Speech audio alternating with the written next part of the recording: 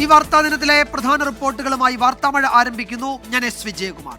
മുഖ്യമന്ത്രി പിണറായി വിജയന്റെ പ്രസംഗത്തിലെ ചതിപ്രയോഗ പരാമർശം ആയുധമാക്കി AICC general secretary KC Venugopal. Hindu ദിനപത്രത്തിലെ വിവാദ അഭിമുഖം ചൂണ്ടിക്കാട്ടി മുഖ്യമന്ത്രി മലപ്പുറത്തെ അപമാനിച്ചുവെന്നായിരുന്നു വിമർശനം. പോരാട്ടം UDF-ഉം LDF-ഉം തമ്മിലാണെന്നും KC വേണുഗോപാൽ പറഞ്ഞു. നിലമ്പൂരിലെ UDF കൺവെൻഷനിലായിരുന്നു KC വേണുഗോപാൽ മുഖ്യമന്ത്രിക്ക് മറുപടി നൽകിയത്. മുഖ്യമന്ത്രി പിണറായി വിജയനെ കടന്നാക്രമിച്ചായിരുന്നു KC വേണുഗോപാലിന്റെ പ്രസംഗം. ഹിന്ദു ദിനപത്രത്തിലെ വിവാദ അഭിമുഖത്തിലൂടെ മുഖ്യമന്ത്രി മലപ്പുറം ജില്ലയെ അപമാനിച്ചെന്ന് KC വേണുഗോപാൽ കുറ്റപ്പെടുത്തി.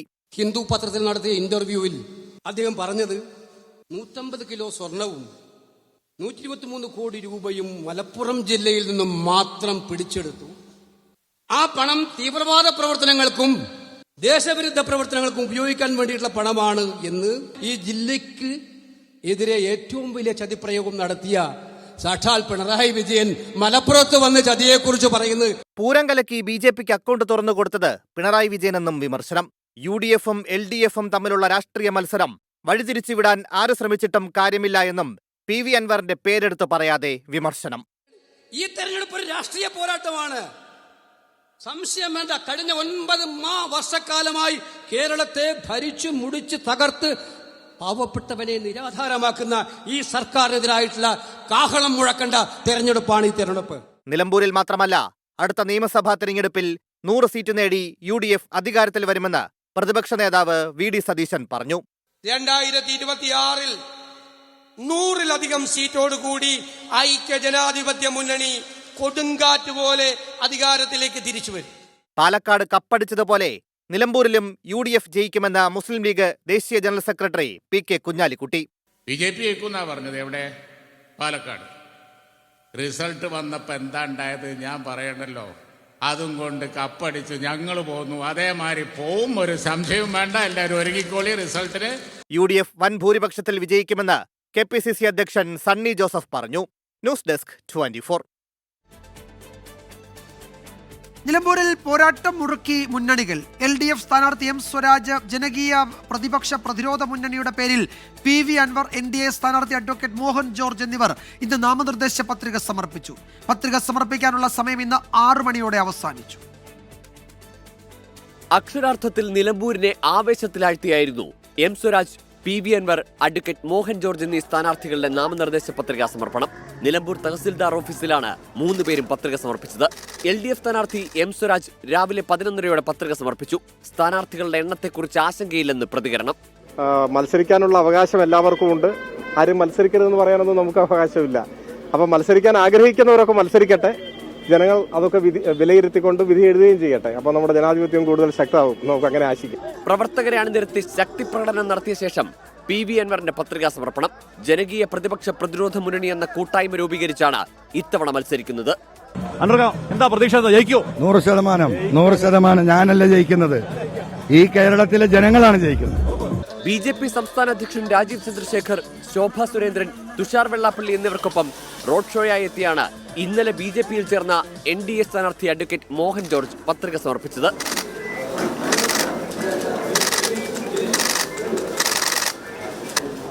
UDF സ്ഥാനാർത്ഥി ആര്യാടൻ ഷൗക്കത്ത് ശനിയാഴ്ചയാണ് പത്രിക നൽകിയത്. പ്രധാന സ്ഥാനാർത്ഥികളെല്ലാം പത്രിക സമർപ്പിച്ചതോടെ നിലമ്പൂരിന് പോരാട്ടം മുറുകുന്ന ദിനങ്ങൾ. ടീം 24 നിലമ്പൂർ. നിലമ്പൂരിൽ മറ്റൊരു രാഷ്ട്രീയ നീക്കവുമായി PV അൻവർ. DCC പ്രസിഡന്റും 2021-ലെ UDF സ്ഥാനാർത്ഥിയുമായിരുന്ന അന്തരിച്ച VV പ്രകാശിന്റെ കുടുംബത്തെ സന്ദർശിച്ചാണ് PV അൻവർ തെരഞ്ഞെടുപ്പ് പ്രചാരണത്തിന് തുടക്കമിട്ടത്. UDF സ്ഥാനാർത്ഥി ഇതുവരെ കുടുംബത്തെ സന്ദർശിച്ചിട്ടില്ല എന്ന അൻവറിന്റെ വിമർശനം. കോൺഗ്രസിലെ അസംതൃപ്തരുടെ വോട്ടാണ് PV അൻവറിന്റെ ലക്ഷ്യം. VV പ്രകാശിന്റെ എടക്കരയിലെ വീട്ടിലെത്തി ഭാര്യ സ്മിതയെയും മകൾ നന്ദനയെയും കണ്ട് അൻവർ വോട്ട് അഭ്യർത്ഥിച്ചു. കൂടിക്കാഴ്ച 20 മിനിറ്റോളം നീണ്ടു. ആര്യാടൻ ഷൗക്കത്ത് എന്തുകൊണ്ട് VV പ്രകാശിന്റെ കുടുംബത്തെ സന്ദർശിച്ചില്ല എന്ന PV അൻവർ. ഇപ്പൊ ഈ പറയപ്പെടുന്ന സ്ഥാനാർത്ഥി UDFന്റെ സ്ഥാനാർത്ഥി ഇവിടെ നിന്ന് വന്നിട്ട് വോട്ട് ചോദിക്കട്ടെ, എന്താ അദ്ദേഹം ഇവിടെ വരാതിരുന്നത്? അദ്ദേഹം ആദ്യം വോട്ട് ചെയ്യിക്കാൻ വരേണ്ട സ്ഥലം ഇവിടെ ഇല്ലേ? അതിന്റെ ധാർമ്മിക ഉത്തരവാദിത്വം അദ്ദേഹത്തിനില്ലേ? പിന്നെന്താ വരാതിരുന്നത്? ഇപ്പോഴും എന്താ ഈ ഗേറ്റ് കയറാൻ കഴിയാത്തത്? തങ്ങൾ കോൺഗ്രസിനൊപ്പം ഉറച്ചു നിൽക്കുന്നുവെന്ന് VV പ്രകാശിന്റെ ഭാര്യ സ്മിത പ്രതികരിച്ചു. ഞാനെന്നും പാർട്ടിക്കൊപ്പമായിരിക്കും. VV പ്രകാശ് മരിച്ചത് തന്നെ പാർട്ടി പതാക പൊതിച്ചിട്ടാണ്. ആ പാർട്ടി തന്നെയായിരിക്കും ഞങ്ങളുടെ മരണം വരെയും. അതിൽ കൂടുതലൊന്നും എനിക്ക് പറയാനില്ല. ഞങ്ങളെന്നും പാർട്ടിക്കൊപ്പമാണ്, Congress പാർട്ടിക്കൊപ്പം. 2021 PV അൻവറിനെതിരെ UDF സ്ഥാനാർത്ഥിയായിരുന്നു VV Prakash. തെരഞ്ഞെടുപ്പ് റിസൾട്ട് വരും മുൻപേ ഹൃദയാഘാതം മൂലം VV പ്രകാശ് മരിച്ചു. തെരഞ്ഞെടുപ്പിൽ ആര്യടൻ ഷൗക്കത്തുണ്ടാക്കിയ സമ്മർദ്ദമാണ് VV പ്രകാശിന്റെ മരണത്തിലേക്ക് നയിച്ചതെന്ന് PV അൻവർ ആരോപിച്ചിരുന്നു. ടീം 24 നിലമ്പൂർ. നവകേരള സദസ്സിന്റെ പേരിൽ മന്ത്രി PA മുഹമ്മദ് റിയാസ് കരാറുകാരെ ഭീഷണിപ്പെടുത്തി പണം വാങ്ങിയെന്ന ഗുരുതര ആരോപണവുമായി PV അൻവർ. ഇതിന്റെ തെളിവുകൾ പുറത്തുവിട്ടാൽ മുഹമ്മദ് റിയാസ് തലയിൽ മുണ്ടിട്ട് നടക്കേണ്ടി വരുമെന്നും അൻവർ പറഞ്ഞു. അൻവറിന്റെ മുന്നണി പ്രവേശനം അടഞ്ഞ അധ്യായമെന്നാണ് UDFന്റെ പ്രതികരണം. അൻവറിന്റെ സ്ഥാനാർത്ഥിത്വം മുന്നണിയെ ബാധിക്കില്ലെന്ന് ആവർത്തിക്കുകയാണ് LDF. UDF LDF മുന്നണികൾക്കെതിരെ ആഞ്ഞടിക്കുകയാണ് PV Anwar. തനിക്കെതിരെ മന്ത്രി PA മുഹമ്മദ് റിയാസും ആര്യടൻ ഷൗക്കത്തും വ്യക്തിഹത്യ നടത്തുകയാണ്. പരിധി വിട്ടാൽ ഇവർക്കെതിരായ പല തെളിവുകളും പുറത്തുവിടും. PA മുഹമ്മദ് റിയാസ് നവകേരള സദസ്സിന്റെ പേരിൽ കരാറുകാരെ ഭീഷണിപ്പെടുത്തി പണം പിരിച്ചതിന്റെ തെളിവുണ്ടെന്നും PV അൻവർ. ഇതിന്റെ പിന്നിൽ കംപ്ലീറ്റ് പ്രവർത്തിക്കുന്ന വ്യക്തിഹത്യ നടത്തുന്നത് മുഹമ്മദ് റിയാസിന്റെയും ആര്യാടൻ ഷൗക്കത്തിന്റെയും നേതൃത്വത്തിലാണ്. നവകേരള സദസ്സിന്റെ പേരിൽ കോടാനകോടി ഉറപ്പിക മുഹമ്മദ് റിയാസ് എന്ന PWD മന്ത്രി പിരിച്ചതിന്റെ വീഡിയോകളും പല കോൺട്രാക്ടർമാരിൽ നിന്നും ബലമായി പൈസ പിരിച്ചതിന്റെ ഫോൺ കോളുകൾ എല്ലാം കേരളത്തിൽ ഞാൻ വിടും. അൻവറുമായി ഇനി ചർച്ചയില്ലെന്ന് UDF കൺവീനർ അടൂർ പ്രകാശ് ആവർത്തിച്ചു. പണമില്ലെന്ന് പറഞ്ഞ അൻവറിന് മത്സരിക്കാൻ ഇപ്പോൾ എവിടെ നിന്ന് പണം കിട്ടിയെന്ന് അന്വേഷിക്കണമെന്നും അദ്ദേഹം ആവശ്യപ്പെട്ടു. അതേക്കുറിച്ചൊക്കെ അന്വേഷിക്കുക, ഇനി സമയമുണ്ടല്ലോ. ഞാൻ പറഞ്ഞത് അത് അദ്ദേഹത്തിന് പണം ഇപ്പോൾ പല മേഖലയിൽ നിന്ന് വരുന്നു എന്നാണ് അദ്ദേഹം പറയുന്നത്. എവിടെ നിന്ന് വന്നിട്ട് അൻവർ മത്സരിക്കുന്നത് LDFന് അനുകൂല സാഹചര്യമാണ് ഉണ്ടാക്കുകയെന്ന് CPIM കേന്ദ്ര കമ്മിറ്റി അംഗം എളമരം കരീം. LDFന്റെ വോട്ട് വീഴില്ല എന്ന് മാത്രമല്ല, അദ്ദേഹം കൈക്കൊണ്ട തെറ്റായ രാഷ്ട്രീയ നിലപാടിൽ അമർഷമുള്ള മറ്റ് ജനവിഭാഗങ്ങളും LDFനെ അനുകൂലിക്കാനാണ് സാധ്യത. അംഗം മുറുകുമ്പോൾ അൻവർ ആരുടെ വോട്ട് പെട്ടിയിൽ വിള്ളലുണ്ടാക്കുമെന്നാണ് രാഷ്ട്രീയ കേരളം ഉറ്റുനോക്കുന്നത്. ടീം 24 നിലമ്പൂർ. ഇപ്പോൾ വരുന്ന ഒരു പ്രധാന റിപ്പോർട്ടിലേക്ക്. കൈക്കൂലി കേസിൽ പിടിയിലായ IRS ഉദ്യോഗസ്ഥൻ അമിത് കുമാർ സിംഗാളിന്റെ വീട്ടിൽ CBI റെയ്ഡ്. 1 കോടി രൂപയും 3.5 കിലോ സ്വർണവും 2 കിലോ വെള്ളിയും ഇയാളുടെ വീട്ടിൽ നിന്ന് കണ്ടെടുത്തിട്ടുണ്ട്. ഡൽഹിയിൽ നിന്ന് R. അച്യുതൻ വിവരങ്ങൾ നൽകും. അച്യുതൻ, കൈക്കൂലി കേസിൽ ഏതാണ്ട് 25 ലക്ഷം രൂപ കൈക്കൂലി വാങ്ങുമ്പോഴാണ് അത്തരമൊരു പരാതിയിലാണ് CBI ഈ ഉന്നത ഉദ്യോഗസ്ഥനെ അറസ്റ്റ് ചെയ്യുന്നത്. അയാളുടെ വീട്ടിൽ നടത്തിയ പരിശോധനയിൽ CBI ഉദ്യോഗസ്ഥർ തന്നെ അവരുടെ കണ്ണ് തള്ളിപ്പോയി എന്നാണ് പറയുന്നത്. അത്രത്തോളം ലിക്വിഡ് ക്യാഷും സ്വർണവും വെള്ളിയും കോടിക്കണക്കിന് രൂപയുടെ നിക്ഷേപത്തിൻ്റെ രേഖകളും ഒക്കെയാണ് കണ്ടെടുത്തിരിക്കുന്നത്. എന്തൊക്കെയാണ് വിവരങ്ങൾ അച്യുതൻ? വിജയകുമാർ, കഴിഞ്ഞ ദിവസമാണ് ഈ 45 ലക്ഷം രൂപ കൈക്കൂലി ആവശ്യപ്പെട്ട കേസിൽ ഇത്തരത്തിൽ IRS ഉദ്യോഗസ്ഥനെ CBI അറസ്റ്റ് ചെയ്യുന്നത്. ആ കേസിൻ്റെ ഒരു പശ്ചാത്തലം എന്നുള്ളത് ബിസിനസ്സുകാരനായ സനം കപൂർ ഒരു വ്യാപാര കരാർ മറ്റൊരു ബിസിനസ്സുകാരനായിട്ടുള്ള വ്യക്തിയുമായി ഹർഷ് കൊട്ടാക്കുമായി ഒരു കരാറിൽ ഏർപ്പെടുന്നു. എന്നാൽ ഒടുവിൽ കരാർ ലംഘിച്ചുകൊണ്ട് ഹർഷ് സ്വന്തം നിലയിൽ ചില തീരുമാനങ്ങൾ എടുക്കുന്നു. തുടർന്ന് ഈ ബിസിനസ്സിൽ ചില നഷ്ടങ്ങൾ സംഭവിക്കുകയും ഇത്തരത്തിൽ ആദായ നികുതി വകുപ്പിൻ്റെയും ഭക്ഷ്യവകുപ്പിൻ്റെയും നോട്ടീസുകൾ ഈ സനം കപൂറിന് നേരിടേണ്ടി വരുന്നു. ഇതിൽ ഈ ആദായ നികുതി വകുപ്പിൻ്റെ നോട്ടീസുകൾ അതുമായി ബന്ധപ്പെട്ട് അതിൽ പരിഹാരം കാണാം, അതിന് 45 ലക്ഷം രൂപ നൽകണം എന്നാവശ്യപ്പെട്ടുകൊണ്ടാണ് ഈ IRS ഉദ്യോഗസ്ഥൻ ഈ ബിസിനസ്സുകാരനെ സമീപിക്കുന്നത്. അതിനൊടുവിൽ ഈ പീഡനം ഇരുവരുടെയും വേട്ടയാടൽ സഹിക്കവയ്യാതെയാണ് ഈ സനം കപൂർ CBIയെ സമീപിക്കുന്നതും CBI വളരെ തന്ത്രപരമായി തന്നെ ഇദ്ദേഹത്തെ പിടികൂടുന്നതും. എന്തായാലും അതിനൊടുവിൽ ഇദ്ദേഹത്തിൻ്റെ വസതിയിൽ ഈ IRS ഉദ്യോഗസ്ഥൻ്റെ വസതിയിൽ CBI പരിശോധനകൾ നടത്തിയിരുന്നു. ആ പരിശോധനയിൽ പിടിച്ചെടുത്ത സ്വത്തുക്കളുടെയും മറ്റ് പണവും സംബന്ധിച്ചുള്ള വിവരങ്ങളാണ് ഇപ്പോൾ പുറത്തു വന്നിരിക്കുന്നത്. അതിൽ 3.5 കിലോ സ്വർണവും 2 കിലോ വെള്ളിയും 1 കോടി രൂപയുടെ പണവും ഒപ്പം തന്നെ ഏതാണ്ട് 25ഓളം ബാങ്ക് അക്കൗണ്ടുകളുടെ രേഖകളും സ്വത്തുക്കളുമായി ബന്ധപ്പെട്ടിട്ടുള്ള രേഖകളുമാണ് ഈ പരിശോധനയിൽ ഇപ്പോൾ പിടിച്ചെടുത്തിരിക്കുന്നത്. എന്തായാലും ഒരു IRS ഉദ്യോഗസ്ഥന്റെ വസതിയിൽ നിന്നാണ് ഇത്തരത്തിൽ കണക്കിൽപ്പെടാത്ത പണവും വസ്തുക്കളും പിടിച്ചെടുത്തിരിക്കുന്നത്. എന്തായാലും ഇരുവരെയും മറ്റൊരു ബിസിനസ്സുകാരനായ ഹർഷ് കൊട്ടാക്കിനെയും അതുപോലെ തന്നെ ഈ IRS ഉദ്യോഗസ്ഥനെയും 14 ദിവസത്തെ ജുഡീഷ്യൽ കസ്റ്റഡിയിൽ ഇപ്പോൾ വിട്ടിരിക്കുകയാണ്. ഈ സംഭവവുമായി ബന്ധപ്പെട്ട CBI അന്വേഷണം അത് പുരോഗമിക്കുകയാണ്. വിജയകുമാർ, വിവരങ്ങളാണ് അച്യുതൻ നൽകിയത്. ഡൽഹിയിൽ നിന്ന് ഇദ്ദേഹത്തിൻ്റെ വസതിയിൽ നടത്തിയ പരിശോധനയിൽ 3.5 കോടി രൂപയുടെ ഗോൾഡ് കോയിൻ, അത് സ്വർണ്ണ നാണയങ്ങൾ തന്നെയാണ് അവിടുന്ന് കണ്ടെത്തിയത്. അപ്പോൾ ഇത് കൈക്കൂലി ലഭിച്ച പണം അയാൾ സ്വർണ്ണ നാണയങ്ങൾ വാങ്ങി നിക്ഷേപിച്ചു എന്നാണ് CBI കണ്ടെത്തിയിരിക്കുന്നത്. ഇയാൾ ഒരു ഉന്നത ഉദ്യോഗസ്ഥനാണ്, അമിത് കുമാർ. അയാൾ ഉന്നത ഉദ്യോഗസ്ഥനാണ്. അയാൾ ഒരു ഡയറക്ടർ ജനറൽ ആണ്, അഡീഷണൽ ഡയറക്ടർ ജനറൽ ആണ്, directorate of tax payer service, income tax ഡിപ്പാർട്ട്മെൻറ്റിൽ തന്നെയാണ്. ഒരു ഉന്നത ഉദ്യോഗസ്ഥനാണ്. ഈ ഉന്നത ഉദ്യോഗസ്ഥൻ ഇത്രയും വലിയ കൈക്കൂലി വാങ്ങിയ സാഹചര്യങ്ങളെപ്പറ്റി സമഗ്രമായ അന്വേഷണം വേണം എന്നുകൂടി ഇപ്പോൾ CBI സർക്കാരിനെ അറിയിക്കുന്നുണ്ട്. അപ്പോൾ കൂടുതൽ അന്വേഷണം ഈ വിഷയത്തിൽ ഉണ്ടാകും. ഇയാളുടെ ഒപ്പം മറ്റു ചിലർ കൂടിയുണ്ട്, അവരെയും കേന്ദ്രീകരിച്ച് അന്വേഷണം നടക്കുന്നുവെന്നാണ് ഏറ്റവും പുതിയ ഡൽഹിയിൽ നിന്നുള്ള റിപ്പോർട്ടുകൾ വ്യക്തമാക്കുന്നത്. വിജിലൻസ് കേസിലെ പരാതിക്കാരൻ്റെ ECIR വിവരങ്ങൾ ആവശ്യപ്പെട്ട് EDക്ക് വീണ്ടും കത്ത് നൽകിയിരിക്കുകയാണ് വിജിലൻസ്. കൊച്ചിയിലെ ഓഫീസിൽ നേരിട്ടെത്തിയാണ് വിജിലൻസ് ഉദ്യോഗസ്ഥർ രണ്ടാമതും കത്ത് കൈമാറിയത്. ED അന്വേഷണത്തോട് സഹകരിക്കുന്നുണ്ട് എന്ന് വിജിലൻസ് SP ശശിധരൻ പറഞ്ഞു. കേസിലെ 1-ാം പ്രതിയായ ED ഉദ്യോഗസ്ഥൻ ശേഖർ കുമാറിന്റെ അറസ്റ്റ് ഹൈക്കോടതി 11-ാം തീയതി വരെ തടഞ്ഞു. വിജിലൻസ് കേസിലെ പരാതിക്കാരനായ അനീഷ് ബാബുവിനെതിരെ ED ECIR രജിസ്റ്റർ ചെയ്തിരുന്നു.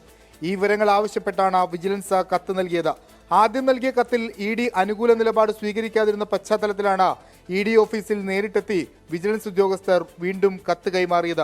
കേസന്വേഷണം പുരോഗമിക്കുകയാണെന്ന് വിജിലൻസ് SP S ശശിധരൻ. അപ്പോൾ നമ്മൾ 22-ാം തീയതി ഒരു നോട്ടീസ് കൊടുത്തിട്ടുണ്ട്, ഒരു ലെറ്റർ കൊടുത്തിട്ടുണ്ടായിരുന്നു ആ കേസിലേക്ക് ഡീറ്റെയിൽസ് തരണമെന്ന് പറഞ്ഞിട്ട്. അപ്പോൾ അവർ നല്ല രീതിയിൽ പ്രതികരിച്ചു. ED ഓഫീസേഴ്സ് നല്ല രീതിയിൽ പ്രതികരിച്ച് അവർ നമുക്ക് നിങ്ങൾ സ്പെസിഫിക് ആയിട്ട് വല്ല റെക്കോർഡ്സ് ആവശ്യപ്പെടുകയാണെങ്കിൽ നിങ്ങളത് ചോദിക്കൂ, അപ്പോൾ ഞങ്ങൾ വേണ്ട നോക്കിയിട്ട് ചെയ്യാം എന്ന് പറഞ്ഞിട്ടുണ്ടായിരുന്നു. കേസിലെ 1-ാം പ്രതിയായ ED ഉദ്യോഗസ്ഥന്റെ മുൻകൂർ ജാമ്യാപേക്ഷ 11-ാം തീയതി ഹൈക്കോടതി വീണ്ടും പരിഗണിക്കും. അതുവരെ അറസ്റ്റ് പാടില്ലെന്ന കർശന നിർദ്ദേശമുണ്ട്. കേസിൽ നേരത്തെ പിടിയിലായ 3 പ്രതികളുടെ മൊഴികളും ഇലക്ട്രോണിക് ഉപകരണങ്ങളിൽ നിന്ന് ലഭിച്ച വിവരങ്ങളും ചേർത്ത് ED ഉദ്യോഗസ്ഥന്റെ ജാമ്യ ഹർജി എതിർക്കാനാണ് വിജിലൻസ് തീരുമാനം. 24 കൊച്ചി.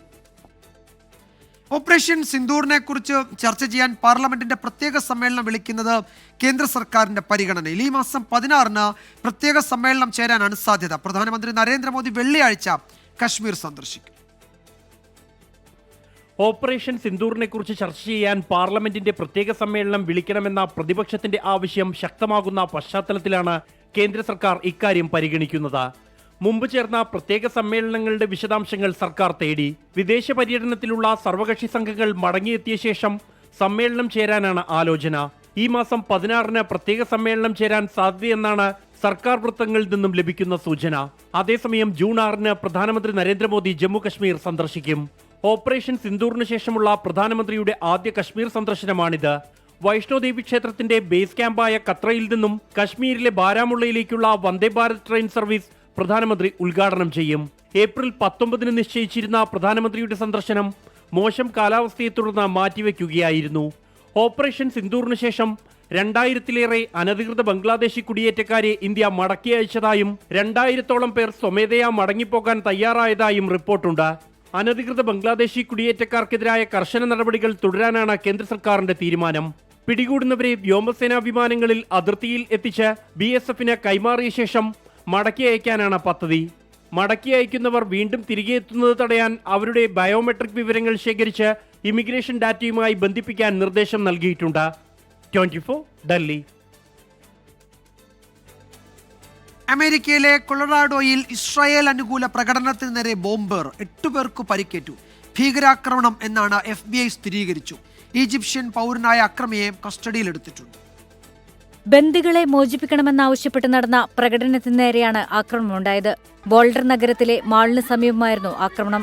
പെട്രോൾ ബോംബെറിഞ്ഞ അക്രമിയെ പോലീസ് കസ്റ്റഡിയിലെടുത്തു. അക്രമിയെക്കുറിച്ച് കൂടുതൽ വെളിപ്പെടുത്താനാകില്ലെന്നും പോലീസ് അറിയിച്ചു. ഈജിപ്ഷ്യൻ പൗരൻ മുഹമ്മദ് സാബ്രി സോളിമാൻ എന്നയാളാണ് ആക്രമണം നടത്തിയതെന്ന് FBI ഏജന്റുമാർ അറിയിച്ചു. ഫ്രീ പാലസ്തീൻ എന്ന മുദ്രാവാക്യം വിളിച്ചായിരുന്നു അക്രമം. ഭീകരാക്രമണമെന്ന് FBI സ്ഥിരീകരിച്ചിട്ടുണ്ട്. പരിക്കേറ്റവരുടെ നില ഗുരുതരമാണ്. ആക്രമണത്തിന് പിന്നാലെ പ്രദേശം പോലീസ് ഒഴിപ്പിച്ചു. ആക്രമണത്തെ ഇസ്രായേൽ വിദേശകാര്യമന്ത്രി അപലപിച്ചു. International desk 24. വടക്ക് കിഴക്കൻ സംസ്ഥാനങ്ങളിലെ മഴക്കെടുതിയിൽ 34 മരണം. സിക്കിമിൽ മണ്ണിടിച്ചിലിൽ 3 സൈനികർ മരിച്ചു. അസമിലും ത്രിപുരയിലും മേഘാലയയിലും വെള്ളപ്പൊക്കം രൂക്ഷമാണ്. 3 ലക്ഷത്തോളം പേരെ മഴക്കെടുതി ഇതുവരെ ബാധിച്ചു.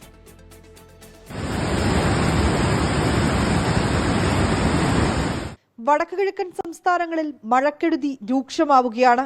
വടക്കൻ സിക്കിമിൽ സൈനിക ക്യാമ്പിന് സമീപമുണ്ടായ മണ്ണിടിച്ചിലിൽ 3 സൈനികർക്കാണ് ജീവൻ നഷ്ടമായത്. ഹവിൽദാർ ലഖ്വീന്ദർ സിംഗ്, ലാൻസ് നായിക് മുൻഷീർ താക്കൂർ, പോർട്ടർ അഭിഷേക് ലഖാഡ എന്നിവരാണ് മരിച്ചത്. 4 സൈനികരെ നിസാര പരിക്കുകളോടെ രക്ഷപ്പെടുത്തി. അസമിലെ 19 ജില്ലകളെ വെള്ളപ്പൊക്കവും മണ്ണിടിച്ചിലും ബാധിച്ചു. മേഘാലയയിലെ 10 ജില്ലകളിൽ വെള്ളപ്പൊക്കം ദുരിതം വിതച്ചു. മണിപ്പൂരിലും അരുണാചൽ പ്രദേശിലും താഴ്ന്ന പ്രദേശങ്ങൾ വെള്ളക്കെട്ടിലാണ്. വിവിധ സംസ്ഥാനങ്ങളിലായി നിരവധി പേരെ ദുരിതാശ്വാസ ക്യാമ്പുകളിലേക്ക് മാറ്റി.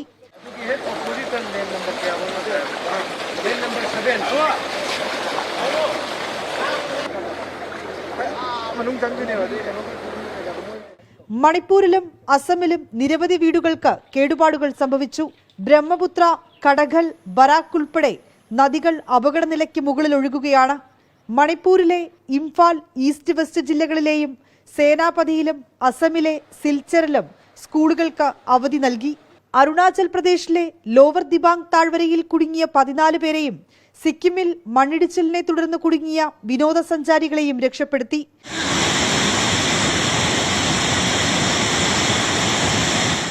സംസ്ഥാനങ്ങളിലെ മുഖ്യമന്ത്രിമാരുമായി കേന്ദ്ര ആഭ്യന്തരമന്ത്രി അമിത്ഷാ സംസാരിച്ചു. പ്രളയബാധിത മേഖലകൾക്ക് ആവശ്യമായ എല്ലാ സഹായവും നൽകുമെന്ന് അമിത്ഷാ ഉറപ്പു നൽകി. വിനീത VG 24 ഡൽഹി. കൊച്ചിയിലും കണ്ണൂരിലുമായി കടലിൽ കുളിക്കാനിറങ്ങിയ 4 യുവാക്കളെ കാണാതായി. ഞാറക്കലിൽ കടലിൽ കുളിക്കാനിറങ്ങിയ യമൻ പൗരന്മാരും സഹോദരങ്ങളുമായ 2 പേരാണ് അപകടത്തിൽപ്പെട്ടത്. കണ്ണൂർ അഴീക്കോട് മീൻകുന്ന് കടപ്പുറത്തും 2 പേരെ കാണാതായി. കാണാതായവർക്കായി തെരച്ചിൽ തുടരുകയാണ്. കോയമ്പത്തൂരിൽ നിന്ന് കൊച്ചിയിലെത്തിയ 9 അംഗ വിദ്യാർത്ഥി സംഘത്തിലെ 2 പേരാണ് പുതുവൈപ്പ് വളപ്പ് ബീച്ചിൽ കുളിക്കുന്നതിനിടെ തിരയിൽപ്പെട്ടത്. ഇന്നുച്ചയോടെയായിരുന്നു അപകടം. യമൻ പൗരന്മാരും സഹോദരങ്ങളുമായ ജുബ്രാൻ, അബ്ദുൾ സലാം എന്നിവരെയാണ് കാണാതായത്. Coimbatore രത്തിനം college of arts and സയൻസിലെ വിദ്യാർത്ഥികളാണ്. കടലിലിറങ്ങിയ വിദ്യാർത്ഥികൾക്ക് പ്രദേശത്തെ മത്സ്യത്തൊഴിലാളികൾ മുന്നറിയിപ്പ് നൽകിയിരുന്നു. എങ്കിലും ഭാഷ മനസ്സിലാകാത്തതിനാൽ വിദ്യാർത്ഥികൾ കടലിലേക്ക് ഇറങ്ങുകയായിരുന്നു. ഇവിടെ അവരെത്തിയപ്പോൾ തന്നെ മത്സ്യത്തൊഴിലാളികളായിട്ടുള്ള ആളുകൾ നിർദ്ദേശം കൊടുത്തതാണ് കടലിൽ ഇറങ്ങരുത്, കാരണം ശക്തമായിട്ടുള്ള കടൽ കയറ്റമുണ്ട്. പക്ഷേ അതൊന്നും അനുസരിക്കാതെ, എനിക്ക് തോന്നുന്നു കമ്മ്യൂണിക്കേഷൻ മിസ്റ്റേക്കാണെന്ന് തോന്നുന്നു. അവർക്ക് ഈ യമൻകാർക്ക് ഈ യമൻ ഭാഷ മാത്രം ആ കുട്ടികൾക്ക് കൃത്യമായിട്ട് അറിയാൻ പാടുള്ളൂ. ഇംഗ്ലീഷ് പോലും നമുക്ക് സംസാരിച്ചിട്ട് കമ്മ്യൂണിക്കേറ്റ് ചെയ്യാനായിട്ട് സാധിക്കാത്ത ഒരവസ്ഥയായിരുന്നു. കണ്ണൂർ അഴീക്കോട് മീൻകുന്ന് കടപ്പുറത്താണ് 2ാമത്തെ അപകടം. വാരം വലിയന്നൂർ വെള്ളോറ ഹൗസിൽ പ്രിനീഷ്, പട്ടാനൂർ കൊടോളിപ്പുറം അനന്തനിലയത്തിൽ ഗണേഷ് എന്നിവരെയാണ് കാണാതായത്. 24 കൊച്ചി, കണ്ണൂർ. മലപ്പുറം അരീക്കോട് ചീക്കോട് പഞ്ചായത്തിലെ മാങ്കടവിൽ 12 വയസ്സുകാരനെ ഒഴുക്കിൽപ്പെട്ട് കാണാതായി. മുക്കം, മഞ്ചേരി അഗ്നിരക്ഷാസേന യൂണിറ്റുകളും പോലീസും ചേർന്ന് തെരച്ചിൽ തുടരുകയാണ്. കൊല്ലം 1000 തെങ്ങ് പാലത്തിന് സമീപം കായലിൽ കാണാതായ യുവാവിന്റെ മൃതദേഹം കണ്ടെത്തി. ആലുംപീടിക സ്വദേശി ഷിഖിൽ ബാബുവാണ് കായലിൽ വീണു മരിച്ചത്. രാജ്യത്തെ കോവിഡ് കേസുകൾ 4000-ലേക്ക് അടുക്കുന്നു. 3961 കേസുകളാണ് നിലവിലുള്ളത്. കഴിഞ്ഞ 24 മണിക്കൂറിനിടെ 4 കോവിഡ് മരണങ്ങളും റിപ്പോർട്ട് ചെയ്തു. കേരളം, തമിഴ്നാട്, മഹാരാഷ്ട്ര, ഡൽഹി എന്നിവിടങ്ങളിലാണ് മരണം റിപ്പോർട്ട് ചെയ്തത്.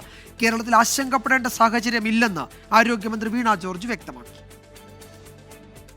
24 മണിക്കൂറിൽ രാജ്യത്ത് 203 കോവിഡ് കേസുകളുടെ വർധനവാണ് ഉണ്ടായത്. ഒറ്റ ദിവസം കൊണ്ട് കൂടുതൽ കേസുകൾ റിപ്പോർട്ട് ചെയ്തത് ഡൽഹിയിലും പശ്ചിമ ബംഗാളിലും കേരളത്തിലുമാണ്. 24 മണിക്കൂറിൽ കേരളത്തിൽ 35 കേസുകളുടെ വർധനവും 1 കോവിഡ് മരണവും റിപ്പോർട്ട് ചെയ്തു. ഇതോടെ 1435 കോവിഡ് കേസുകളാണ് കേരളത്തിലുള്ളത്. കേരളം കൃത്യമായി കോവിഡ് കണക്കുകൾ റിപ്പോർട്ട് ചെയ്യുന്നതുകൊണ്ടാണ് കണക്ക് വർദ്ധിക്കുന്നതെന്ന് ആരോഗ്യമന്ത്രി വീണ ജോർജ് പ്രതികരിച്ചു. കേരളത്തിൽ എപ്പോഴും കൂടുതൽ കാണുന്നത് നമ്മൾ ടെസ്റ്റ് ചെയ്യുന്നത് കൊണ്ടും ആ കണക്ക് കൃത്യമായിട്ട് രേഖപ്പെടുത്തുന്നത് കൊണ്ടുമാണ്.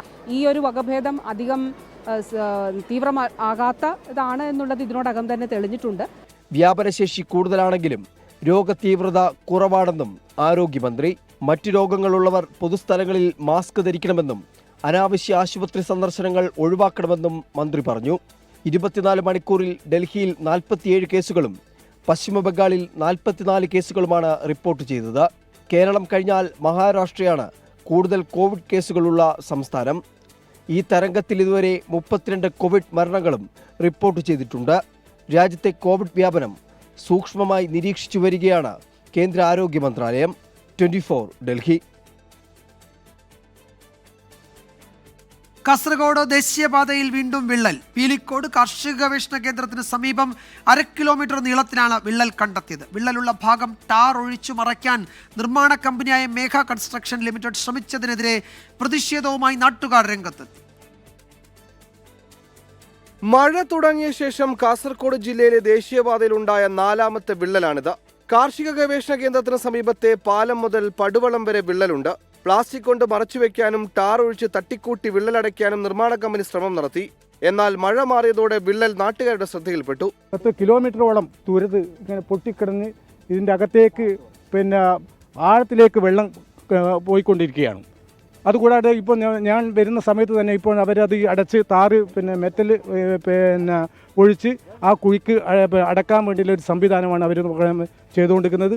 വിള്ളൽ കണ്ടെത്തിയ ഭാഗത്ത് 10 മീറ്ററോളം മണ്ണിട്ട് കെട്ടിപ്പൊക്കിയാണ് ദേശീയപാത നിർമ്മിച്ചത്. മഴ കൂടുതൽ ശക്തമായാൽ റോഡ് പൂർണ്ണമായി ഇടിഞ്ഞു വീഴുമോ എന്നാണ് പ്രദേശവാസികളുടെ ആശങ്ക. മറ്റൊരു മറുവശത്തും ഇതേപോലെ സംഭവമുണ്ട്. ആ മറുവശത്തും അവർ ജില്ലിപ്പൊടി ഇട്ടിട്ട് മെറ്റൽ വെച്ചിട്ട് അത് അമർത്തിക്കൊണ്ട് ഒരു പണിയാണ് ഇപ്പോൾ നടന്നുകൊണ്ടിരിക്കുന്നത്. ഈ പണിയൊന്നും ശാശ്വതമല്ല. പ്രശ്നത്തിന് ശാശ്വത പരിഹാരം കാണാതെ നിർമ്മാണം മുന്നോട്ട് കൊണ്ടുപോകാൻ അനുവദിക്കില്ലെന്ന് നാട്ടുകാർ പറയുന്നു. 24 കാസർഗോഡ്. ചീഫ് സെക്രട്ടറിയും ദേശീയപാത അതോറിറ്റി ചെയർമാൻ സന്തോഷ് കുമാർ യാദവും തമ്മിലുള്ള കൂടിക്കാഴ്ച അവസാനിച്ചു. ദേശീയപാത വികസനത്തിലെ പ്രധാന വെല്ലുവിളികളെക്കുറിച്ചായിരുന്നു ആ ചർച്ച. സലീം മാലിക് വിവരങ്ങൾ നൽകും തിരുവനന്തപുരത്ത് നിന്ന്. സലീമ, ഈ ദേശീയപാത അതോറിറ്റി ചെയർമാൻ ഈ ദേശീയപാത നിർമ്മാണത്തിലിരിക്കെ തകർന്ന മേഖലകൾ സന്ദർശിക്കാത്തതിൽ കേരളത്തിന് അതൃപ്തിയുണ്ട്. അത് ഈ ചർച്ചയിൽ ഇന്ന് വൈകിട്ട് ഉന്നയിക്കുമെന്നായിരുന്നു റിപ്പോർട്ടുകൾ. അക്കാര്യം ഈ ചർച്ചയിൽ വന്നിട്ടുണ്ടോ എന്നറിയണം. മറ്റൊന്ന്, ഈ ദേശീയപാത നിർമ്മാണം നടക്കുന്ന മേഖലകളിലെ തകർച്ചയിൽ എന്തെങ്കിലും കൂടുതൽ നടപടികളെ പറ്റി ഈ ചീഫ് സെക്രട്ടറിയോട് ചെയർമാൻ സൂചിപ്പിച്ചിട്ടുണ്ടോ? വിജയകുമാർ, ദേശീയപാതയിലെ വിള്ളലും തകർച്ചയും സംബന്ധിച്ച വിഷയത്തിൽ ഈ ദേശീയപാത അതോറിറ്റി ചെയർമാനെ കേരളം ആശങ്ക അറിയിച്ചിട്ടുണ്ട്. മാത്രമല്ല സ്ഥലം സന്ദർശിക്കാത്തതിലെ അതൃപ്തിയും അറിയിച്ചിട്ടുണ്ട്. പക്ഷേ അപ്പോൾ ഈ ദേശീയപാത അതോറിറ്റി ചെയർമാനും സംഘവും നൽകിയ മറുപടി ഇത്തരത്തിലുള്ള ഇതുമായി ബന്ധപ്പെട്ട ദേശീയപാത തകർച്ചയുമായി ബന്ധപ്പെട്ടല്ല തങ്ങൾ കേരളത്തിലെത്തിയത്. ദേശീയപാത കടന്നുപോകുന്ന മുഴുവൻ സ്ഥലങ്ങളിലും അതിന്റെ നിർമ്മാണ പുരോഗതി വിലയിരുത്തുക എന്നുള്ളതാണ് തങ്ങളുടെ സന്ദർശനത്തിന്റെ ഉദ്ദേശം. അതുകൊണ്ട് മാത്രമാണ് അതുമായി ബന്ധപ്പെട്ട ഇക്കാര്യങ്ങളിൽ ഈ സ്ഥലങ്ങളിലേക്ക് മലപ്പുറത്ത് കൂരിയാടേക്ക് ഉൾപ്പെടെ പോവാത്തത്. പക്ഷേ നിർമ്മാണ പ്രവർത്തനങ്ങൾ അതിവേഗത്തിൽ തീർക്കുമെന്ന് ചെയർമാൻ ഉറപ്പ് നൽകിയിട്ടുണ്ട്. മാത്രമല്ല ഈ പ്രശ്നങ്ങളൊക്കെ പരിഹരിക്കുമെന്നും ഉറപ്പ് നൽകിയിട്ടുണ്ട്. അവിടെ പോയിട്ടില്ലെങ്കിൽ പോലും അവിടെ തങ്ങളുടെ സംഘമുണ്ടെന്നും അത് നിരീക്ഷിക്കുന്നുണ്ട് എന്നും അറിയിച്ചു. നിലവിൽ ഈ സംഘം, ഇവിടേക്ക് എത്തിയ സംഘം തിരുവനന്തപുരം, കൊല്ലം ജില്ലകളിലെ സ്ഥലങ്ങളിൽ മാത്രമാണ്, ദേശീയപാതകളിലെ പ്രശ്നബാധിതമായ സ്ഥലങ്ങളിൽ മാത്രമാണ് പരിശോധന നടത്തിയിരിക്കുന്നത്. അതിനിടയിൽ മറ്റന്നാൾ മുഖ്യമന്ത്രി, കേന്ദ്ര ഗതാഗത മന്ത്രി നിതിൻ ഗഡ്കരി കാണും, ഇക്കാര്യങ്ങൾ അറിയിക്കും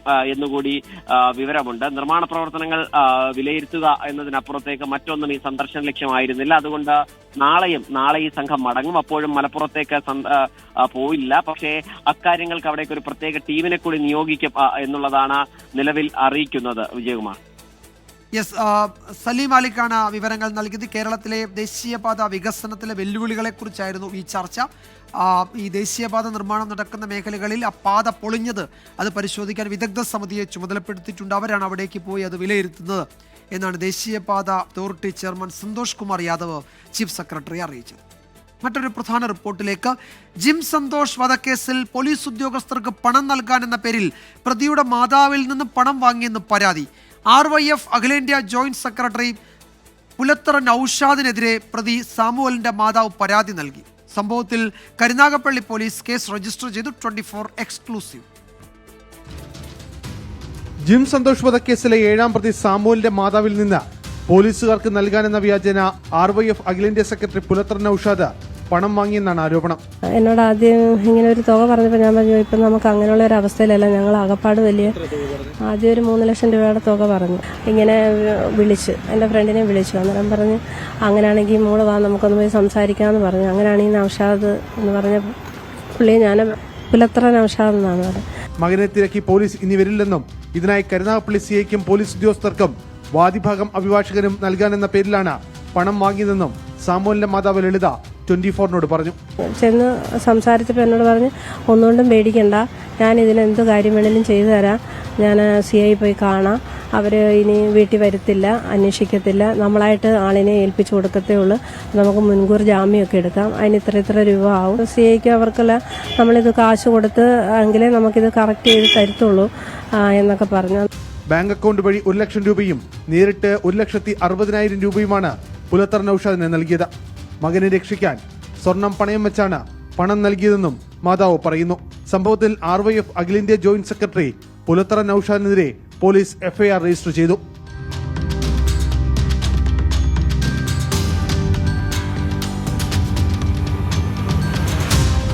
ട്വന്റി4 വാർത്തയ്ക്ക് പിന്നാലെയാണ് പോലീസ് കേസ് രജിസ്റ്റർ ചെയ്തത്. അരുൺ രാജ്, 24 കൊല്ലം. തഗ് ലൈഫ് എന്ന സിനിമയുടെ റിലീസിനുള്ള വിലക്ക് തടയണമെന്നാവശ്യപ്പെട്ട് കർണാടക ഹൈക്കോടതിയെ സമീപിച്ച് നിർമ്മാതാക്കളായ രാജ്കമൽ ഇന്റർനാഷണൽസ്. ചിത്രത്തിന്റെ സുഗമമായ റിലീസിന് സാധ്യമാകണം എന്നാണ് ആവശ്യം. കമൽഹാസൻ ഉൾപ്പെട്ട ഭാഷാവിവാദത്തിന് പിന്നാലെയാണ് Karnataka film chamber of commerce ചിത്രത്തിന് കർണാടകയിൽ വിലക്കേർപ്പെടുത്തിയത്.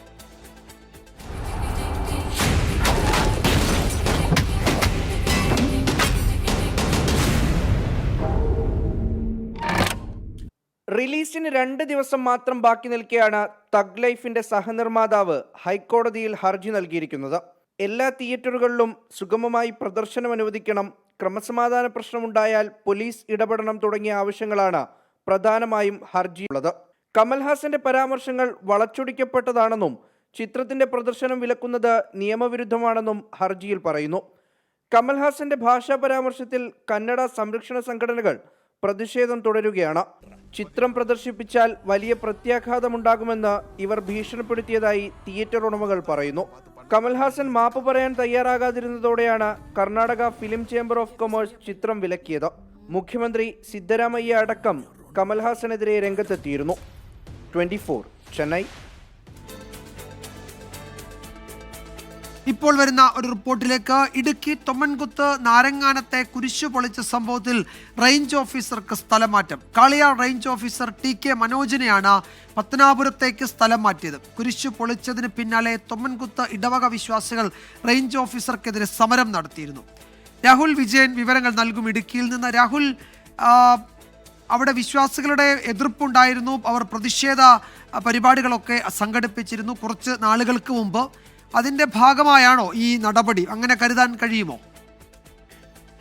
വിജയകുമാർ, അങ്ങനെ കരുതാൻ കഴിയില്ല എങ്കിൽ കൂടിയും വലിയ തരത്തിലുള്ള പ്രതിഷേധം ഈ TK മനോജിനെതിരെ ഉണ്ടായിരുന്നു എന്നുള്ള ഒരു വസ്തുതയാണ്. ഈ കുരിശ് പൊളിച്ച സംഭവത്തിൽ ഈ വനം വകുപ്പിനെതിരെ CPIM-ഉം കോൺഗ്രസും പരസ്യമായി തന്നെ രംഗത്തെത്തുന്ന ഒരു സംഭവം ഉണ്ടായിരുന്നു. അതിന് പിന്നാലെ വിശ്വാസികൾ ഈ റേഞ്ച് ഓഫീസർക്കെതിരെ റേഞ്ച് ഓഫീസിലേക്ക് TK മനോജിനെതിരെ പ്രതിഷേധവുമായി റേഞ്ച് ഓഫീസിലേക്ക് പ്രതിഷേധ പ്രകടനം ഉൾപ്പെടെ നടത്തുകയും ചെയ്തിരുന്നു. അതിന് പിന്നാലെ ഒരു സ്ഥലം മാറ്റം ഉണ്ടായിരിക്കുന്നു എന്നുള്ളത് വളരെ പ്രധാനപ്പെട്ട കാര്യമാണ്. പക്ഷേ ഇതിൽ ഏറ്റവും എടുത്തു പറയേണ്ട കാര്യം ഈ TK മനോജിനെ സ്ഥലം മാറ്റിയിരിക്കുന്നത് സ്വന്തം നാട്ടിലേക്ക് തന്നെയാണ്, പത്തനാപുരത്തേക്ക് തന്നെയാണ്. പത്തനാപുരം ഈ TK മനോജിന്റെ നാടാണ്, അങ്ങോട്ടേക്ക് തന്നെയാണ് സ്ഥലം മാറ്റിയിരിക്കുന്നത് എന്നുള്ളതാണ് മനസ്സിലാക്കാൻ കഴിയുന്നത്. DFOയോട് സംസാരിക്കുമ്പോൾ അദ്ദേഹം പറയുന്നത് നേരത്തെ തന്നെ റിക്വസ്റ്റ് നൽകിയിട്ടുണ്ടായിരുന്നു. ഈ പ്രശ്നങ്ങളുടെ പശ്ചാത്തലത്തിൽ ഈ സ്ഥലമാറ്റം ആവശ്യമാണെന്ന് TK മനോജ് തന്നെ ആവശ്യപ്പെട്ടിരുന്നു. അതിന്റെ അടിസ്ഥാനത്തിലുള്ള സ്ഥലമാറ്റമാണ് എന്നുള്ളതാണ് പ്രധാനമായും പറയുന്നത്. ഈ കുരിശു സ്ഥാപിച്ച സ്ഥലം കൈവശ ഭൂമിയാണ് എന്നുള്ളതായിരുന്നു വിശ്വാസികളുടെ വാദം. ആ വാദത്തിൽ അവരിപ്പോഴും ഉറച്ചു നിൽക്കുന്നു. പക്ഷെ വനം വകുപ്പ് അത് വിട്ടുകൊടുക്കാൻ തയ്യാറായിരുന്നില്ല. വലിയ തരത്തിലുള്ള കേസ് ഉൾപ്പെടെ എടുക്കുകയും ഈ വൈദികരെ ഉൾപ്പെടെ ഇതുമായി ബന്ധപ്പെട്ട് ചോദ്യം ചെയ്യാൻ നോട്ടീസ് നൽകുകയും ഒക്കെ ചെയ്തിരുന്നു. അതൊക്കെയായിരുന്നു വലിയ പ്രതിഷേധത്തിനിടയാക്കിയത്. എന്തായാലും ഈ മാറ്റം ഉണ്ടായിരിക്കുന്നു എന്നുള്ളതാണ് വളരെ പ്രധാനപ്പെട്ട കാര്യം. യെസ്, രാഹുൽ വിജയനാണ് വിവരങ്ങൾ നൽകിയത് ഇടുക്കിയിൽ നിന്ന്. ചെന്നൈ അണ്ണാ സർവകലാശാല ബലാത്സംഗ കേസിൽ പ്രതി ജ്ഞാനശേഖരന് ജീവപര്യന്തം 30 വർഷത്തെ തടവ് കഴിയാതെ പ്രതിക്ക് ഇളവ് നൽകരുതെന്ന് ചെന്നൈ വനിതാ കോടതിയുടെ ഉത്തരവ്. 90,000 രൂപ പിഴയും പ്രതിയൊടുക്കണം. ഏറെ കോളിളക്കമുണ്ടാക്കിയ അണ്ണാ സർവകലാശാല ബലാത്സംഗ കേസിൽ പ്രതി കുറ്റക്കാരനാണെന്ന് ചെന്നൈ വനിതാ കോടതി നേരത്തെ കണ്ടെത്തിയിരുന്നു. വിവിധ വകുപ്പുകളിലായി 34 വർഷവും 3 മാസവും തടവാണ് പ്രതിക്ക് നൽകിയത്. പ്രതിയെ കുറഞ്ഞത് 30 വർഷം കഴിയാതെ പുറത്തുവിടരുതെന്നും ജയിലിൽ പ്രത്യേക പരിഗണന നൽകരുതെന്നും കോടതി നിർദ്ദേശിച്ചു. പ്രായമായ അമ്മയും മകളുമുണ്ടെന്നും ശിക്ഷയിൽ ഇളവ് നൽകണമെന്നുമുള്ള പ്രതിയുടെ ആവശ്യം കോടതി അംഗീകരിച്ചില്ല. സംഭവം നടന്ന 24 മണിക്കൂറിനകം പ്രതിയെ പിടികൂടി 5 മാസത്തിനുള്ളിൽ ശിക്ഷ നൽകാനായത് തങ്ങളുടെ നേട്ടമാണെന്ന് സംസ്ഥാന സർക്കാർ അവകാശപ്പെടുന്നു. കേസിൽ മറ്റൊരു പ്രതി കൂടിയുണ്ടെന്നും ഇയാളെ രക്ഷപ്പെടാൻ അനുവദിച്ചു എന്നുമാണ് പ്രതിപക്ഷ പാർട്ടികളുടെ ആരോപണം. കഴിഞ്ഞ ഡിസംബറിലാണ് പ്രതി ജ്ഞാനശേഖരൻ ക്യാമ്പസിനുള്ളിൽ കയറി വിദ്യാർത്ഥിയെ ബലാത്സംഗം ചെയ്തത്. 24 ചെന്നൈ. വേനലവധി കഴിഞ്ഞ സംസ്ഥാനത്തെ സ്കൂളുകൾ തുറന്നു. പ്രവേശനോത്സവത്തിന്റെ സംസ്ഥാനതല ഉദ്ഘാടനം Alappuzha Kalavoor government higher secondary സ്കൂളിൽ മുഖ്യമന്ത്രി പിണറായി വിജയൻ നിർവഹിച്ചു. 3 ലക്ഷം വിദ്യാർത്ഥികളാണ് സംസ്ഥാനത്ത് 1-ാം ക്ലാസ് പ്രവേശനം നേടിയത്.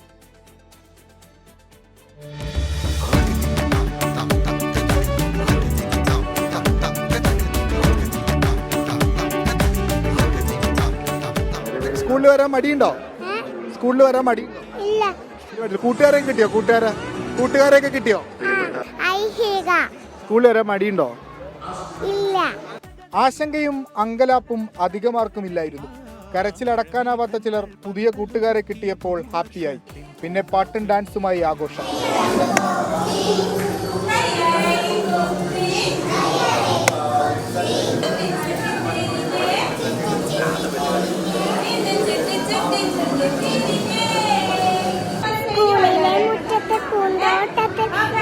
നിറച്ചുള്ള പാവാട ചേട്ടൻ കണ്ടാൽ തുള്ളിച്ചാട്, ചേച്ചി കണ്ടാൽ മുഖം കറുപ്പ്. ആരൊക്കെ എന്തൊക്കെ പറഞ്ഞാലും ഞാൻ എന്റെ പാവാട കാണിക്കില്ല. വിപുലമായ പരിപാടികളാണ് കലവൂർ ഗവൺമെന്റ് ഹയർ സെക്കൻഡറി സ്കൂളിൽ ഒരുക്കിയിരുന്നത്. മുഖ്യമന്ത്രി വിദ്യാർത്ഥികൾക്ക് ആശംസകൾ നേർന്നു. പരസ്പരം സ്നേഹവും കരുതലും ഉണ്ടാവുക, നല്ല രീതിയിൽ അത് വളർത്തിയെടുക്കുക. വിദ്യാഭ്യാസത്തിൻ്റെ പ്രധാന ഉന്നം തന്നെ അറിവ് നേടലാണ്. പ്രവേശനോത്സവ ഗാനം എഴുതിയ 8-ാം ക്ലാസ് വിദ്യാർത്ഥി ഭദ്രാഹരി അതിഥിയായി എത്തി. വിദ്യാഭ്യാസ മന്ത്രി വി ശിവൻകുട്ടി ചടങ്ങിൽ അധ്യക്ഷത വഹിച്ചു.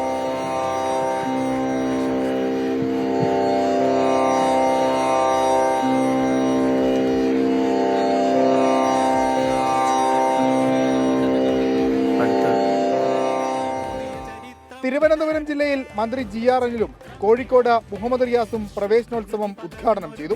അക്ഷരനഗരിയായ കോട്ടയത്ത് മന്ത്രി VN വാസവൻ പ്രവേശനോത്സവത്തിന് നേതൃത്വം നൽകി. എല്ലാ ജില്ലകളിലും വിപുലമായ പരിപാടികളാണ് സംഘടിപ്പിച്ചിരുന്നത്. ചെറിയ കരച്ചിലൊക്കെ ഉണ്ടായിരുന്നെങ്കിലും പ്രവേശനോത്സവം വിദ്യാർത്ഥികൾ എല്ലാവരും ചേർന്ന് ആഘോഷമാക്കി. കേരളത്തിന്റെ പൊതുവിദ്യാഭ്യാസ രംഗത്ത് ഒരു പുത്തൻ മാറ്റത്തിനാണ് ഈ അധ്യയന വർഷം തുടക്കം കുറിക്കുന്നത്. ആലപ്പുഴയിൽ നിന്ന് മാഹിൻ ജഫറിനൊപ്പം വിഷ്ണു സുരേഷ്, 24. ഇപ്പോൾ വരുന്ന മറ്റൊരു റിപ്പോർട്ടിലേക്ക്. കോട്ടയം മണർകാട് യുവാവിനെ കാറിനുള്ളിൽ മരിച്ച നിലയിൽ കണ്ടെത്തി. മണർകാട് സ്വദേശി മഹേഷ് ആണ് മരിച്ചത്. മണർകാടുള്ള ബാറിന്റെ പാർക്കിങ്ങിൽ ഉണ്ടായിരുന്ന വാഹനത്തിലാണ് മൃതദേഹം കണ്ടെത്തിയത്. ടോബി ജോൺസൺ വിവരങ്ങൾ നൽകും. കോട്ടയത്ത് നിന്ന് ടോബി, എന്തു സംഭവിച്ചു എന്നാണ് പ്രാഥമികമായി മനസ്സിലാക്കാൻ കഴിയുന്നത്? വിജയകുമാർ, ഇപ്പോൾ ഇൻക്വസ്റ്റ് നടപടികൾ കഴിഞ്ഞ് പോസ്റ്റ്മോർട്ടം കഴിഞ്ഞാൽ എന്താണ് മരണകാരണം എന്നുള്ള കാര്യത്തിൽ ഒരു വ്യക്തത വരൂ. വൈകുന്നേരം 4 മണിയോടുകൂടിയാണ് മണർകാടുള്ള ഒരു ബാറിന്റെ പാർക്കിംഗ് ഗ്രൗണ്ടിൽ കിടന്ന കാറിനുള്ളിൽ മരിച്ച നിലയിൽ യുവാവിനെ കണ്ടെത്തിയത്. ഈ ബാറിൽ നിന്നും മദ്യപിച്ചതിന് ശേഷം വാഹനത്തിൽ വിശ്രമിക്കുകയായിരുന്നു എന്നാണ് അവിടെ ഉണ്ടായിരുന്നവർ പറയുന്നത്. തുടർന്ന് നേരം കഴിഞ്ഞിട്ടും വാഹനത്തിൽ നിന്നും പുറത്തിറങ്ങാതെ വന്നതോടുകൂടിയാണ് അവിടെ ബാറിലുള്ള ജീവനക്കാർ പരിശോധിച്ചത്. തുടർന്നാണ് ഇങ്ങനെ മരിച്ച നിലയിൽ കണ്ടെത്തിയത്. ഉടൻ തന്നെ ആശുപത്രിയിൽ എത്തിച്ചു. തുടർന്ന് മണർകാട് പോലീസ് എത്തി തുടർ നടപടികൾ സ്വീകരിച്ചിട്ടുണ്ട്. എന്തായാലും അസ്വാഭാവിക മരണത്തിനാണ് പോലീസ് ഇപ്പോൾ കേസെടുത്തിരിക്കുന്നത്. പോസ്റ്റ്മോർട്ടം നടന്നതിന് ശേഷം മാത്രമേ എന്താണ് മരണകാരണം എന്നുള്ള കാര്യത്തിൽ ഒരു വ്യക്തത വരൂ. ശരി, ടോബി ജോൺസൺ ആണ് വിവരങ്ങൾ നൽകിയത് കോട്ടയത്ത് നിന്ന്. ഇംഗ്ലീഷ് മീഡിയം ഡിവിഷൻ നിർത്തലാക്കിയെന്നാരോപിച്ച് ഇടുക്കി അടിമാലി ഗവൺമെന്റ് ഹൈസ്കൂളിൽ രക്ഷിതാക്കളുടെ പ്രതിഷേധം. യൂത്ത് കോൺഗ്രസ് SFI പ്രവർത്തകർ പ്രധാനാധ്യാപികയെ ഉപരോധിച്ചു. ഇംഗ്ലീഷ് ഡിവിഷൻ നിർത്തലാക്കിയെന്ന ആരോപണം സ്കൂൾ അധികൃതർ തള്ളി.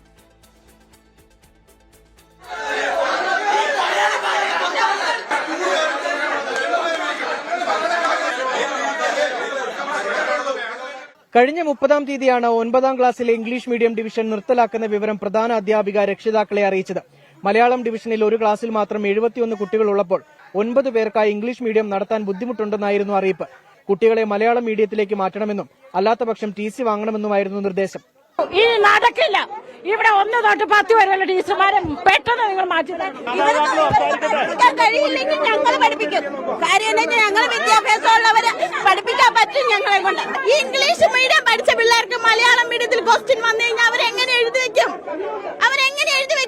വെള്ളിയാഴ്ച വൈകുന്നേരം 3 മണിക്ക് PTA മീറ്റിംഗ് കൂടി ഇവർ 2 ടീച്ചർമാരും HMOടും കൂടി പറയുകയാണ് 12 വിദ്യാർത്ഥികളെ ഉള്ളൂ, അതിനാൽ ഇംഗ്ലീഷ് മീഡിയം നടത്താൻ സാധിക്കുന്നില്ല, അവർക്ക് അമിതഭാരം കൂടുതലാണെന്ന് പറഞ്ഞത്. തീരുമാനം പിൻവലിക്കണമെന്നാവശ്യപ്പെട്ട് യൂത്ത് കോൺഗ്രസ് SFI പ്രവർത്തകർ പ്രധാന അധ്യാപികയെ ഉപരോധിച്ചു. പ്രതിഷേധക്കാരെ പോലീസ് ബലം പ്രയോഗിച്ച് നീക്കി.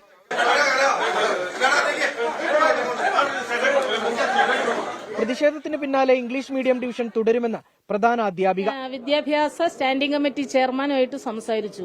അപ്പൊ അവര് പറയുന്നത് ഇവിടെ അധ്യാപകര് 7 ഡിവിഷനുള്ള അധ്യാപകരേ ഉള്ളൂ, 9 ഡിവിഷനായിട്ട് ഇരുത്തണമെങ്കിൽ അതിനുള്ള അതായത് എക്യുപ്മെന്റ്സും അല്ലെങ്കിൽ അധ്യാപകരെയും അവര് സ്പെഷ്യൽ ഓർഡർ വരി തരാം എന്നാണ് പറഞ്ഞിരിക്കുന്നത്. ക്ലാസുകൾ കൃത്യമായി നടന്നില്ലെങ്കിൽ പ്രതിഷേധം തുടരുമെന്ന് രക്ഷിതാക്കൾ അറിയിച്ചു. 24 ഇടുക്കി. റിപ്പോർട്ടോടെ വാർത്താമഴ അവസാനിക്കുന്നു.